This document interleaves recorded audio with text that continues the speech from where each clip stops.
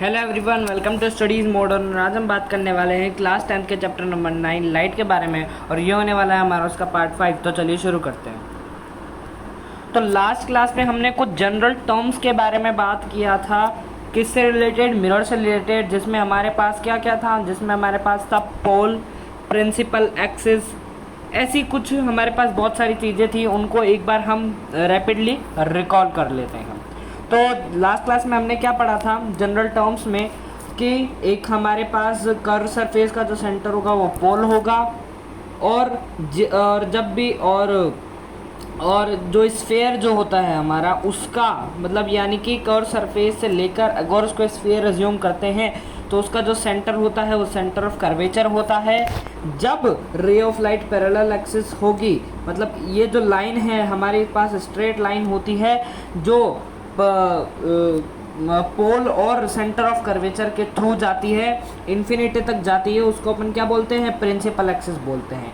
जब भी हम किसी रे ऑफ लाइट को प्रिंसिपल एक्सिस के पैरेलल लाई करवाएंगे और जब वो मिरर के टकराकर प्रिंसिपल एक्सिस पे दोबारा लाई करेगी और जिस पॉइंट पे प्रिंसिपल एक्सिस को कट करेगी उस पॉइंट को हमने क्या बोला था, उस पॉइंट को हमने बोला था एफ, यानी कि फोकस। हमने बात करी थी रेडियस ऑफ कर्वेचर और फोकल लेंथ के बारे में। तो रेडियस ऑफ कर्वेचर क्या होती है, पोल से लेकर जो सेंटर ऑफ कर्वेचर है इसकी जो डिस्टेंस है वो हमारे पास रेडियस ऑफ कर्वेचर होती है। और फोकल लेंथ हमारे पास क्या होती है, पोल से लेकर फोकस तक, क्या पोल से लेकर फोकस तक जो हमारी डिस्टेंस होती है उसको हम क्या बोलते हैं, फोकल लेंथ बोलते हैं। ठीक है, तो आज की इस क्लास में हम बात करने वाले हैं रूल्स ऑफ रिफ्लेक्शन के बारे में। ठीक है, तो इस क्लास में हम रूल्स ऑफ रिफ्लेक्शन के बारे में बात करेंगे। तो आज के टॉपिक को चालू करते हैं। तो रूल्स ऑफ रिफ्लेक्शन में सबसे पहला हमारे पास रूल क्या है कि जब भी whenever a ray of light incident parallel to principal axis then after reflection it passes through focus.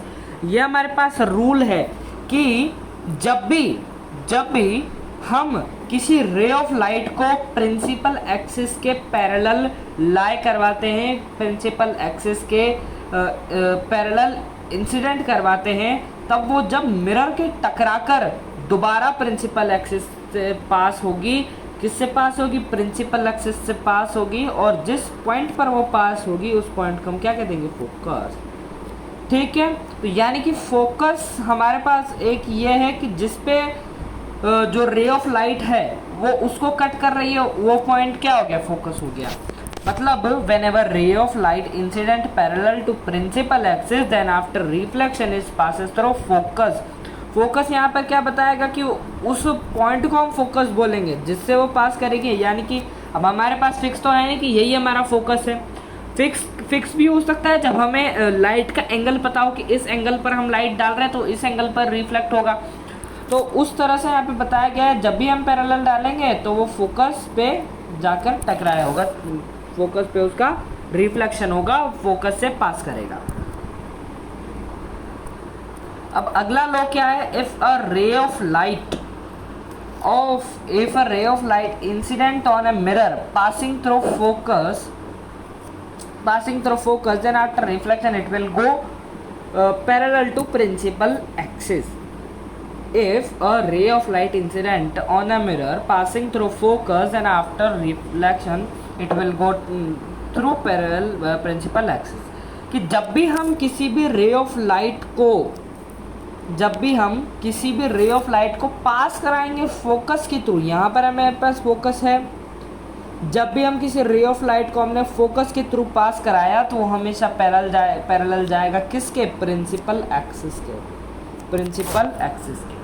Third क्या है, if a ray of light incident at certain angle then it will reflect back at same angle. ये हमारे पास principal axis है। अब जब भी हमने किसी भी रे ऑफ लाइट को सर्टेन एंगल पर इंसिडेंट कराया तो वो रिफ्लेक्ट भी उसी सेम एंगल पर होगी। अगला हमारे पास क्या है, if a ray of light incident on a mirror through centre of curvature then it will reflect back to the same path. यानी कि जब भी हमने किसी भी रे ऑफ लाइट को सेंटर ऑफ कर्वेचर के थ्रू पास कराया, सेंटर ऑफ कर्वेचर के थ्रू पास कराया तो वो वापस रिफ्लेक्ट हो जाएगी, वापस पीछे मुड़ जाएगी। यानी कि हम यहाँ से हमने इसको यूँ भेजा और ये यहाँ पे यूँ रिफ्लेक्ट होगी, यूँ भेजा और यूँ वापस आ गई, बीच में कौन, सेंटर ऑफ कर्वेचर। ठीक है, उसी पाथ पर आएगी, अलग अलग नहीं आएगी, उसी पाथ पर रिफ्लेक्ट होगी। जैसे ये हमारे पास, ये हमने रे ऑफ लाइट है, जैसे हमने ये मिरर लिया, ये हमारे पास सेंटर ऑफ कर्वेचर है, हमने रे ऑफ लाइट यूँ इंसिडेंट कराई, हमने रे ऑफ लाइट यूँ बिल्कुल स्ट्रेट इंसिडेंट कराई, तो ये रिफ्लेक्ट भी इसी पाथ पर दोबारा हो जाएगी, दोबारा उसी पर यूँ चल जाएगी, यानी कि यूँ गई और दोबारा यहाँ से इस पे टकरा कर मिरर पे दोबारा आ गई। ठीक है, अब हम रे डायग्राम्स के पॉइंट्स के बारे में बात करते हैं कि जब भी हमारी इमेज ऑब्जेक्ट की पोजीशन ऑफ ऑब्जेक्ट, और यहाँ पर हम बात करेंगे पोजीशन ऑफ इमेज की। ठीक है, तो जब भी हम ऑब्जेक्ट इन्फिनिटी पे लेंगे तो इमेज हमेशा आपके पास फोकस पर बनेगी।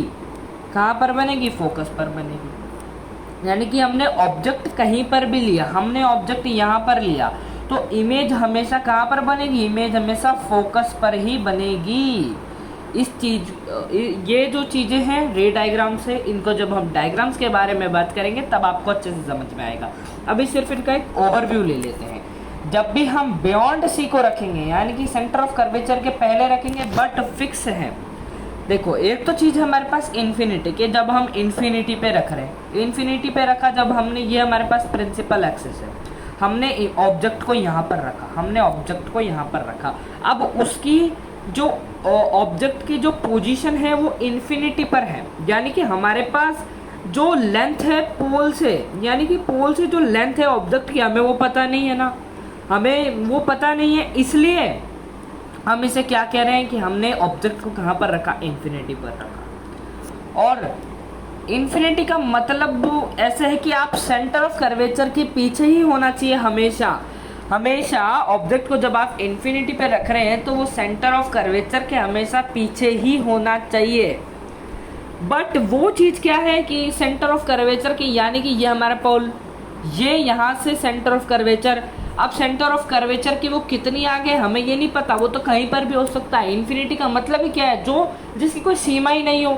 अब हाँ, अब जैसे हम कहीं पर भी खड़े हैं और हमें कहीं पर जाना है और हमें पता नहीं है कि वो हमारे पास से कितना दूर है, तो हम उसे कह सकते हैं कि वो इन्फिनिटी पर है, क्योंकि हमारे पास तो उसकी फिक्स लेंथ नहीं है, फिक्स उसकी डिस्टेंस नहीं है। और अगर हमें पता है कि मैं यहाँ पर खड़ा हूँ, मुझे 100 मीटर दूर वहाँ पर जाना है, तो मुझे पता है ना, मुझे पता है कि मुझे यहाँ पर जाना है। अब देखिए कि अब एक और एग्जाम्पल देखते हैं। देखो, ये जैसे मैं यहाँ खड़ा हूँ, यहाँ पर एक लड़का खड़ा है, एक लड़का सीधा सादा सा खड़ा है। अब जब ये लड़का सीधा सादा सा खड़ा है तो इसकी मम्मी ने इसको बोला कि जा बेटा बाजार से कुछ खरीद ला, कुछ, यानी कि बाजार से बोलते बेटा बाजार से दूध ले आओ। अब मम्मी ने ये नहीं बताया कि दूध की दुकान कहाँ पर है, और इसको भी नहीं पता कि दूध की दुकान कहाँ पर है। मान लीजिए दूध की दुकान यहाँ पर है, पर इसको नहीं पता दूध की दुकान कहाँ पर है, इसको नहीं पता दूध की दुकान कहाँ पर है। अभी घूम रहा है, घूमता घूमता दूध की दुकान ढूंढ रहा है, उसको कहीं ना कहीं जाकर दूध की दुकान मिल जाती है। मिली भी नहीं होता, आप मानो ये घूम रहा है, इधर से इस गली में से गया ये और इसको यहाँ पे दूध की दुकान मिल गई। चलो, अब इसके रास्ते में आए कुछ घर आए इसके रास्ते में। एक ये घर आया, पिंक कलर का घर आया इसके एक रास्ते में, इसके रास्ते में एक ग्रीन कलर का घर आया, इसके रास्ते में एक येलो कलर का घर आया, इसके रास्ते में एक ब्लू कलर का घर आया भैया। और जैसे तैसे ये पहुंच गया, इसको ऑब्जेक्ट मिल गया। अब हमारे पास, हाँ, अब हमें ये नहीं पता रखना कि पहुंचा नहीं पहुंचा। अब हम इनिशियल पे और शुरू में हमने क्या बात करी थी कि इसको तो नहीं पता ना कि ये ऑब्जेक्ट कहाँ पर है, ऑब्जेक्ट की डिस्टेंस इसको नहीं पता कि ऑब्जेक्ट कितनी डिस्टेंस पर है, मेरे से कितना दूर है। तो हम क्या कह सकते हैं कि क्या ऑब्जेक्ट यानी कि क्या, दुकान जो है दूध की दुकान, इसको नहीं पता दूध की दुकान कहाँ पर है, तो इसके लिए तो दूध की दुकान कहाँ पर, इन्फिनिटी पर हुई। अब कहीं पर भी हो सकती है दूध की दुकान, बहुत बड़ा शहर है, बहुत बड़ा गांव है, दूध की दुकान कहाँ पर है, बहुत सारी दूध की दुकान होगी, मुझे कौन सी पहचाना और कहाँ पर है, तो इसको तो नहीं पता ना कि दूध की दुकान कहाँ पर है। अब इसको आप मिरर में अप्लाई करो, इसको आप मिरर में अप्लाई करो। मिरर में कैसे अप्लाई करेंगे इसे, देखिए इस लड़के को मान लीजिए आप पोल मान लीजिए, इस पिंक मकान को हमने क्या माना, फोकस मान लिया, इसको हमने सेंटर ऑफ कर्वेचर मान लिया। ये तीन चीजें हैं, ये पोल हुआ, ये फोकस हुआ, ये सेंटर ऑफ कर्वेचर हुआ, इनको आप भूल जाओ। और ये हमारे पास हुआ ऑब्जेक्ट, और ये जो हमने रोड बनाया था ये क्या है, प्रिंसिपल एक्सिस। अब यहाँ पर जब ये पोल है, यहाँ पर फोकस है, यहाँ पर सेंटर ऑफ कर्वेचर है। अब मैंने क्या बताई कि हमेशा जब भी ऑब्जेक्ट होती है वो सेंटर ऑफ कर्वेचर के, हमेशा नहीं मतलब जब भी आप बात करेंगे यहाँ पर कि आपने इन्फिनिटी पर रखा, तो इन्फिनिटी का मतलब आप यहाँ पर समझिए कि हमेशा इन्फिनिटी का मतलब यही है कि सेंटर ऑफ कर्वेचर के पीछे ऑब्जेक्ट है, सेंटर ऑफ कर्वेचर के पीछे कहाँ पर है वो हमें पता नहीं है। अब ये इन आंटी जी का घर तो जानता था ना, येलो वाला घर जानता था, पर इसे नहीं पता कि येलो वाले घर के पीछे ही ऑब्जेक्ट है, यानी कि इसे तो नहीं पता ना, यानी कि हमें नहीं पता कि ऑब्जेक्ट कहाँ पर है, हमें नहीं पता कि ऑब्जेक्ट कहाँ पर है। हमें ये पता है कि जो ऑब्जेक्ट है वो पीले मकान के आगे है या पीले मकान के पीछे है, ठीक है, पीले मकान के पीछे है। तो इसको हम क्या कहेंगे कि ऑब्जेक्ट इन्फिनिटी पर है। कहाँ पर हुआ, ऑब्जेक्ट इन्फिनिटी पर हुआ, यानी कि हमें पता नहीं है कहाँ पर है, बस हमें ये पता है ये सेंटर ऑफ कर्वेचर के पीछे होगा। तो ये इसकी इमेज कहाँ पर बनेगी, फोकस पर बनेगी। अब जब हमने ऑब्जेक्ट कहाँ पर लिया, जब हमने ऑब्जेक्ट ले लिया कहाँ पर भैया, हमने जब ऑब्जेक्ट ले लिया बियॉन्ड सी, यानी कि सेंटर ऑफ कर्वेचर के पीछे लिया। अब आप कंफ्यूज होंगे इस पॉइंट पर कि आपने तो बोला कि जब ऑब्जेक्ट इन्फिनिटी पर होगी तब भी सेंटर ऑफ कर्वेचर के पीछे होगी, और तब तो, और जब आप बियॉन्ड सी की बात कर रहे हो तो बियॉन्ड सी में भी आप ये कह रहे हो कि सेंटर ऑफ कर्वेचर के पीछे है। सेंटर ऑफ कर्वेचर के पीछे का मतलब यहाँ पर क्या है, बियॉन्ड सी का मतलब क्या है, वो फिक्स है, यानी कि हमें पता है वो कितनी दूर है, यानी कि यहाँ पर वही लड़का है। अब इस लड़के को पता है, इस लड़के को पता है कि दुकान कहाँ पर है, इस लड़के को पता है कि ये जो पीला मकान है ना इसके आगे मुझे दुकान मिल जाएगी। अब इसको पता है कि दुकान मेरे से 100 मीटर दूर है, दुकान मेरे से 100 मीटर दूर है, अब इसको पता है। और दूसरे वाला जो बच्चा था पहले वाला, उसको पता नहीं था कि दुकान कहाँ पर है, उसको ये पता है कि बस पीले मकान के पीछे, वो ढूंढता रहा, उसको मिली नहीं। अब इस नए वाले बच्चे को पता है कि हाँ दुकान तो वहाँ पर है, मेरे को यहाँ से 100 मीटर चलना है, कितना भी चलना है, 1 किलोमीटर चलना है, मुझे दुकान मिल जाएगी, मैं दूध ले आऊँगा, मम्मी को दे दूँगा, ठीक है। तो इसका मतलब क्या हुआ, यहाँ पर दो चीज़ें हमने क्या बात करी कि जब भी इन्फिनिटी पर होगी, क्या, जब भी इन्फिनिटी पर होगी तो वो क्या होगी, फिक्स होगी। यहाँ पर लिख देते हैं, जब भी ऑब्जेक्ट कहाँ पर है, इन्फिनिटी पर है, तो किस पे है, फिक्स्ड डिस्टेंस पर है, फिक्स्ड डिस्टेंस पर है, ठीक है। और जब भी ऑब्जेक्ट बियॉन्ड सी की बात करेंगे, बियॉन्ड सी का मतलब, सॉरी हाँ एक सेकेंड, बियॉन्ड सी का मतलब है वो फिक्स डिस्टेंस पर है, और जब भी ऑब्जेक्ट इन्फिनिटी का होगा तो वो नॉट फिक्स्ड डिस्टेंस पर होगा, यानी कि उसकी डिस्टेंस जो है फिक्स्ड नहीं है। इसको मैं आपको लिख के बता देता हूँ एकदम फॉर्मेट में। तो ये मैंने लिख दिया है यहाँ पर कि जब भी ऑब्जेक्ट इन्फिनिटी पर होगी तो उसका मतलब क्या होगा, उसका मतलब कि कोई भी हमारे पास डिस्टेंस फिक्स नहीं है, वो कहीं पर भी हो सकती है, और जब भी बियॉन्ड सी है तो हमारे पास डिस्टेंस फिक्स है कि वो इतनी दूर है, ठीक है। तो अगली बात हमारे पास क्या है कि जब हम ऑब्जेक्ट को सेंटर ऑफ कर्वेचर पर रखेंगे तो इमेज भी सेंटर ऑफ कर्वेचर पर ही बनेगी, यानी कि ऑब्जेक्ट को यहाँ पर रखा तो यहीं पर इमेज बनेगी। Beyond between C and F, यानी कि सेंटर ऑफ कर्वेचर और फोकस के बीच में जब हमने ऑब्जेक्ट को लिया तो इमेज जो है बियॉन्ड सी बनेगी, यानी कि सी के बाद में बनेगी। फोकस जब भी हमने ऑब्जेक्ट को फोकस पर रखा तो ऑब्जेक्ट इन्फिनिटी पर बनेगी, और जब भी हमने ऑब्जेक्ट को फोकस और जो है हमारे पास पोल के बीच में लिया, फोकस और पोल के बीच में लिया, तो वो बिहाइंड मिरर बनेगी। अब मुझे पता है कि आप लोगों को इनमें से ये चीज़ें कुछ भी समझ में नहीं आई, रे डायग्राम्स आपको नहीं आए होंगे समझ, क्योंकि इसमें डायग्राम बनेंगे तो अब आपको तो डायग्राम ही समझ में आएंगे ना।